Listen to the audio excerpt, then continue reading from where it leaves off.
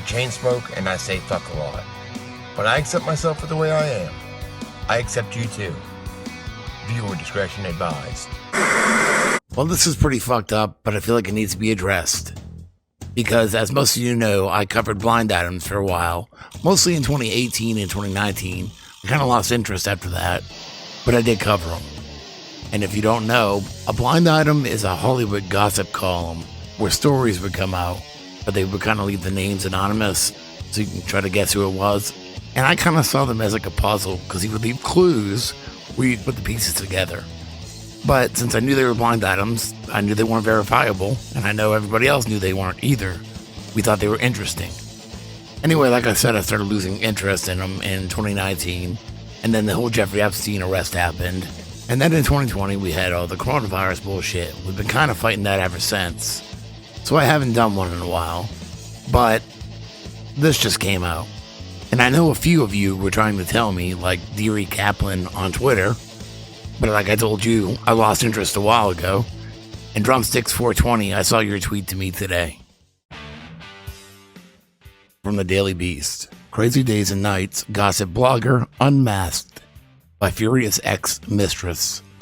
The story of how his identity was revealed could have been ripped from his own blind items gossip site. February 7, 2024. The anonymous author of the notorious Hollywood gossip blog Crazy Days and Nights inadvertently revealed his identity to a Florida court last year in the fallout of a messy extramarital affair that wouldn't be out of place in one of his website's famed, quote, blind items. Crazy Days and Nights, often abbreviated as CDAN, is infamous for publishing sensational and inflammatory claims about unnamed celebrities with little regard for accuracy. But some items have their footing in reality. CDAN's lead blogger, who uses the pseudonym Anti-Lawyer, has been credited with beating major publications to the punch on several major stories, including Harvey Weinstein's predations. Though a handful of profiles about Anti-Lawyer have been published, they were written under agreements to keep his identity secret. But the Daily Beast has confirmed that the dirt slinger behind Crazy Days and Nights is licensed California attorney John Robert Nelson, who in 2018 ran unsuccessfully for Congress as a progressive Democrat. It's unclear whether he currently practices law or even practiced entertainment law. Nelson's secret life came to light because of an affair he had with a Florida woman that has spawned dueling legal complaints and accusations of abusive behavior. John Nelson, huh? Do you think he's related? I can't live without your love and affection. I can't face another night on my own. Last year, he sought a restraining order against the woman, Cassandra Croce, and included information in his filings to a Florida court that match up with the woman's claims on social media that he is the author of CDAN. In a complaint filed in the U.S. District Court for the Middle District of Florida on November 8, 2023, Nelson and his wife Victoria said that he engaged in an intimate relationship with part-time podcaster Cassandra Croce, and that the relationship turned sour after Croce learned that Nelson had entered the relationship under false pretenses.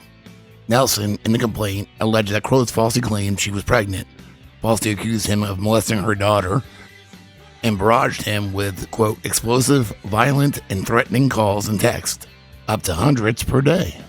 He said she threatened to reveal Nelson's online persona to the public, and that he paid her at least $1,500 per month or more in hush money, and stayed with Croce, quote, to keep her from exposing me, and because he was worried about the safety of his family.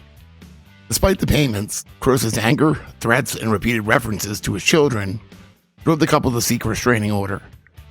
When Croce learned of the couple's intention to go to court, she amassed Nelson on social media and in podcast episodes. In his legal filing, Nelson did not outright state that he runs CDAN, which launched as a blog in 2006 and later added a podcast.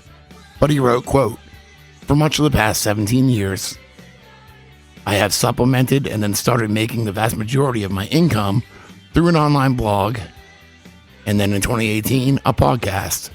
Throughout the entirety of this period, my identity has stayed anonymous.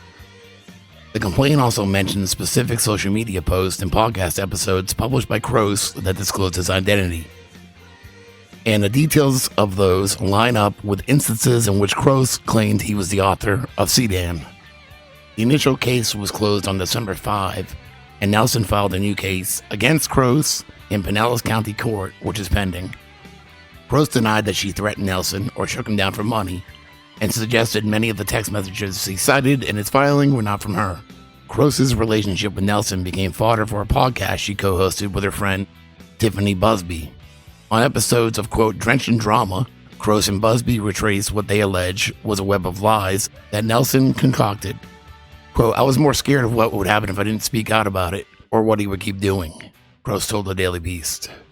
In her podcast debut episode, Croce said that in 2022, she purchased the opportunity to record an episode with Nelson from his Patreon account, which sells one-time co-hosting opportunities for $250.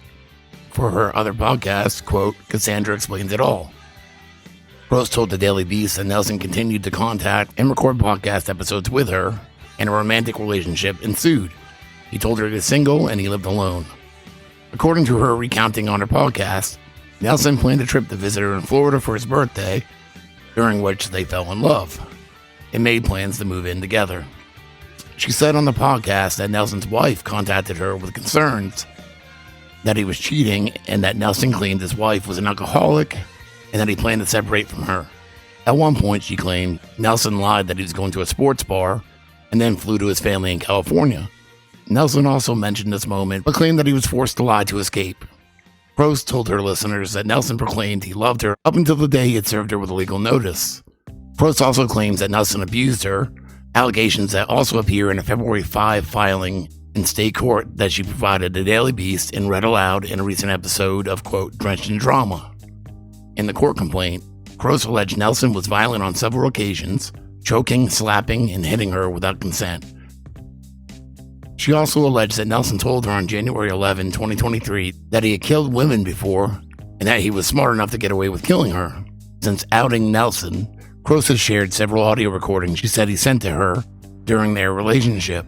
The voice in the clips sounds the same as the voice of Enty Lawyer on Sedan's podcast on Patreon, and Croce shared several clips of Nelson speaking on camera, in which Nelson can clearly be seen and heard. Glad that you decided to join me, Enty. Thank you for coming back. You're very welcome. I'm happy to be back. So you hear his voice there, and honestly, I've been subscribed to his Patreon for probably about 6 years, and yeah, it sounds just like him. Hey, everybody. Welcome to another episode of the podcast.